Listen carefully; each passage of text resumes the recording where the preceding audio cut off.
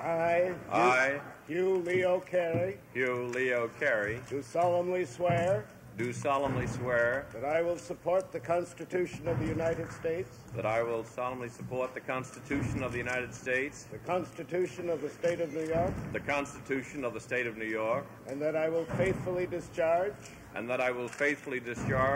duties of the office of Governor the duties of the office of Governor of the State of New York of the State of New York according to the best of my ability. according to the best of my ability. So help me God.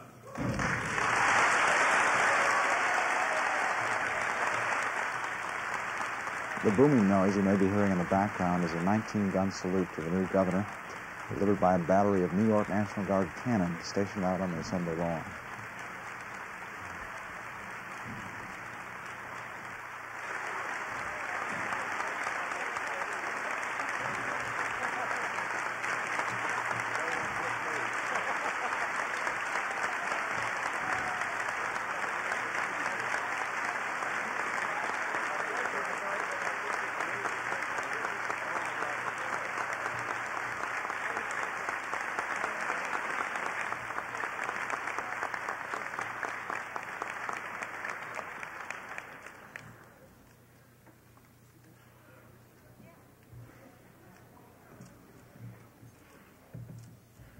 Governor Harriman, Governor Wilson, Lieutenant Governor Krupczak, Attorney General Lefkowitz, Controller Levitt, Reverend clergy, members of the judiciary, members of the Congress, members of the legislature, distinguished officials who gather here today, and my fellow New Yorkers.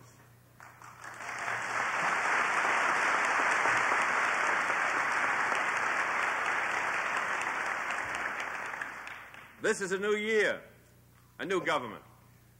It's also the renewal of a great tradition, an old one. The words and deeds of great men who have stood here, Alfred Smith and Franklin Roosevelt, Herbert Lehman and Averell Harriman, have created a standard I shall seek to meet with all the strength that God has given me. The people of New York, by providing me with this chance, have given me the most rewarding moment of my public life.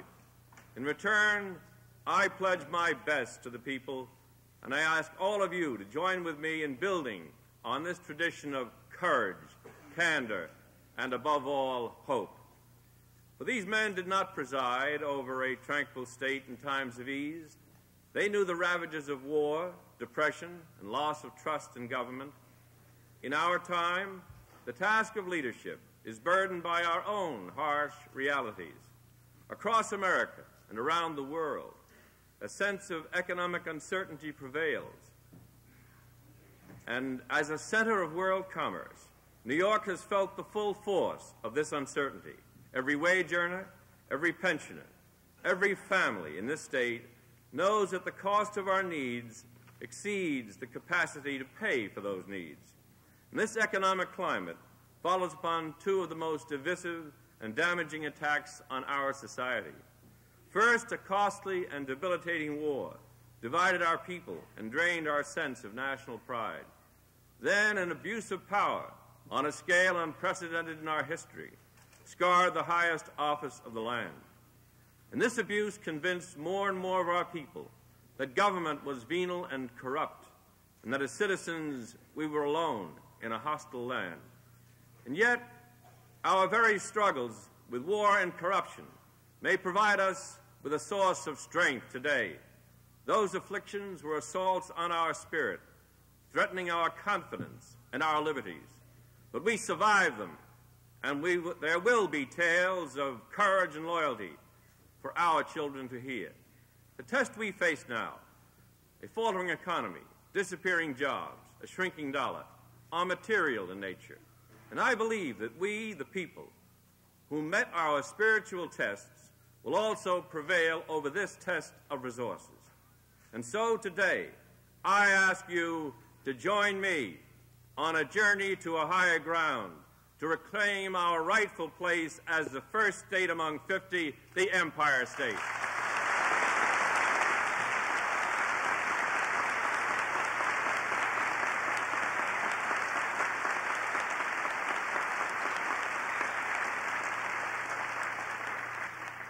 first step on this journey is the recognition that it is time to change course in what this government does and how it does it. All around us, in this capital, are symbols of splendor, monuments of glass and marble.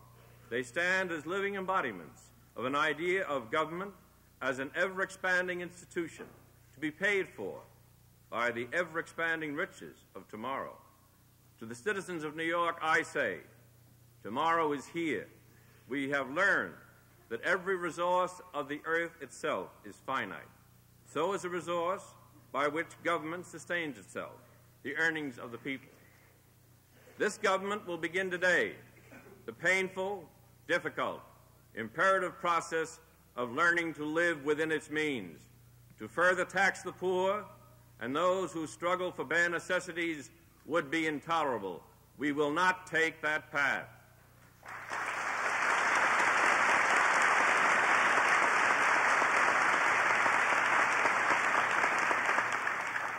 This decision imposes responsibilities at every level of government. To the people of New York, I pledge a state government that will not use the public payroll to provide private ease. Every job, every commission, every agency, every person paid by the public must answer to a single overriding test. Are you worth the people's trust? Are you worth their compensation?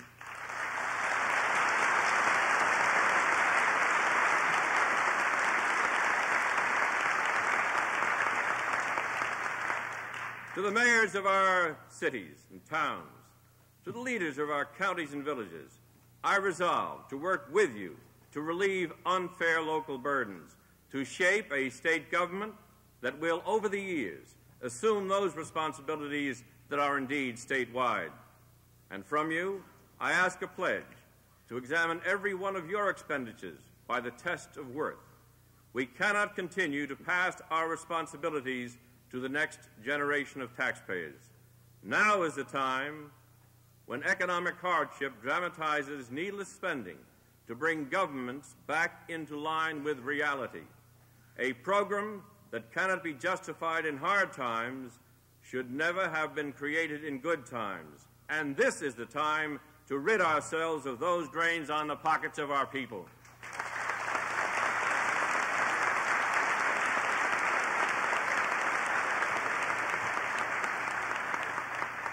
To those who lead at the national level, I offer this resolve and this challenge. New York State will be fighting to live within its means, but you cannot continue to permit our economy to drift beyond control. We will not wait for Washington to act. We will begin here and now, but we will demand from Washington initiatives to replace inexcusable inertia. So we must, all of us, return to the fundamental truth that there are limits to what any state government can do. But that truth only defines the boundaries of commitment. It does not determine what we will do with the public funds we hold in trust. For I believe that New York must not only reassess its strength, but redirect it. I am a New Yorker by birth, by education and inclination. I know how strong we are as a people. I know that together we are strong enough to do what must be done in the name of common decency. And I am determined by the deepest teachings of my faith to hear the cries of distress from the least among us, to address those wrongs which challenge our claim of caring. I will fight to change a system in which thousands of our older citizens live out their lives in misery. Those who mistreat our elderly for gain will feel the full force of an outraged people. And those institutions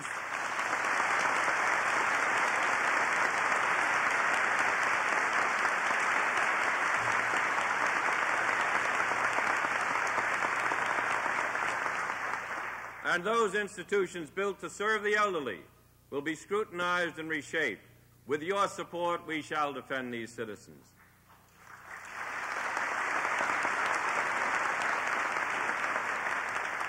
I will fight to change a system in which those who are ill are threatened with the loss of a lifetime's labor. Our programs to provide health care do not use the funds they have effectively, and every dollar ill-spent is a dollar lost to the work of curing the sick. With your help, we will find new ways to bring decent health care within the means of every man, woman, and child in New York State.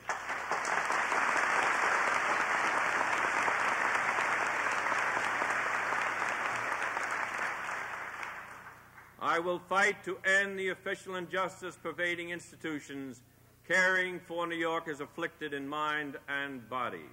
No matter how harsh the economic realities, I will find the funds for the retarded, the mentally ill, the severely handicapped.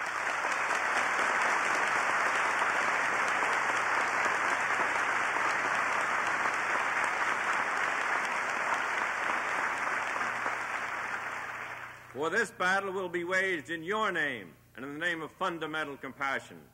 And I will fight to be true to the first duty of government, to provide a sense of peace and tranquility against the relentless incursion of the criminal. A government that does not protect people against violence is a government that fails its very justification for existence.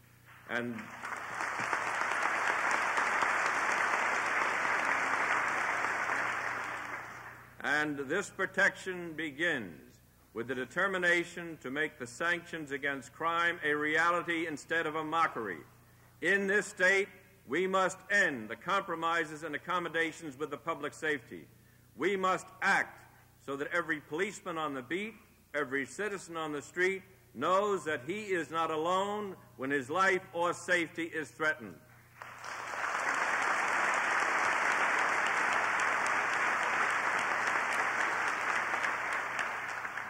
These battles are part of broader efforts to provide productive jobs across the state, to build an educational system that teaches and reaches the young from village and ghetto and suburb, to restore the steadily diminishing health of our farm and rural communities, to make the land and air and water fit for our children to inherit.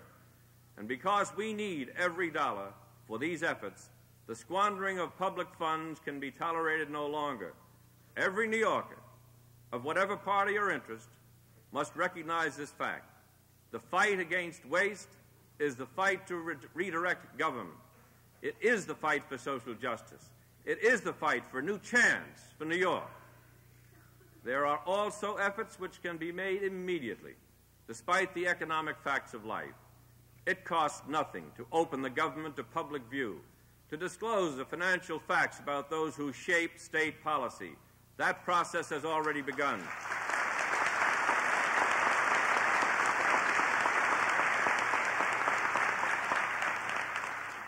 And I urge my partners in the legislative branch to begin the same process. There is room in this government for discussion, debate, and dissent. There is no room for deceit or dishonesty. The public will not.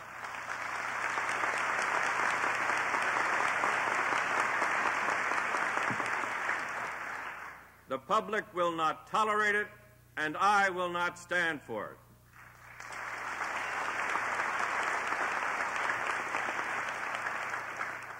It costs little to ensure that those in the seats of justice in New York State meet the standards of excellence we deserve, and that those who fail to meet these standards no longer administer justice. The fact is that the criminal justice system in New York does not work. It does not deter or punish or rehabilitate those who commit crimes. No area of this government is more important than the total reform of this process, from the police officer on the beat to the judge in the courtroom. And we will begin this reform at the top.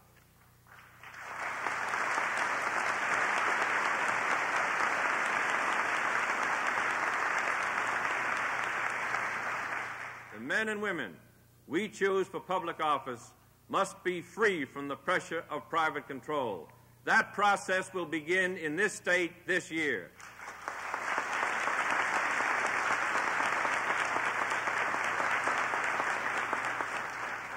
And it costs nothing, and I might add, we gain much. To have a government open to the participation of all citizens regardless of race, creed, origin, or sex. We today enrich the history of this state with the presence of a lieutenant governor, independent and talented,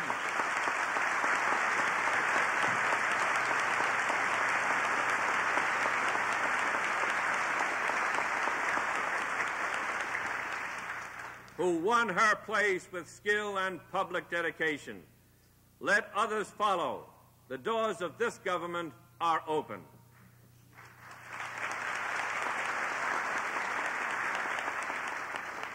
I make this covenant with the people without illusion.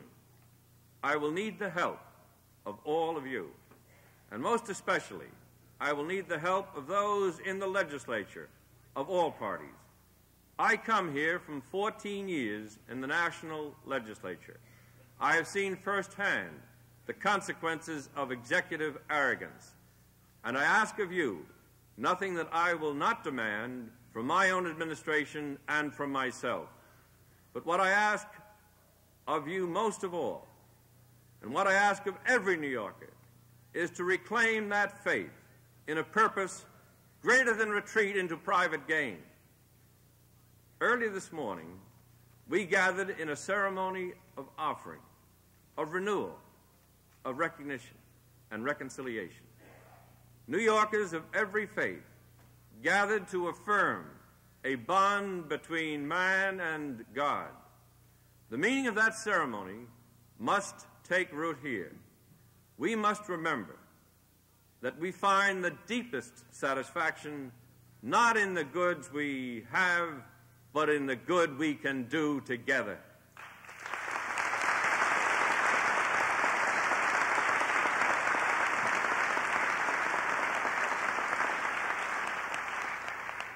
We shall find in the hard work of building a better society the best that is within us. With your help, with God's help, that is the work I seek to begin today.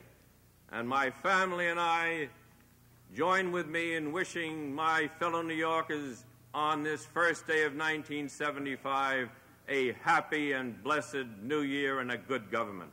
God bless you and thank you.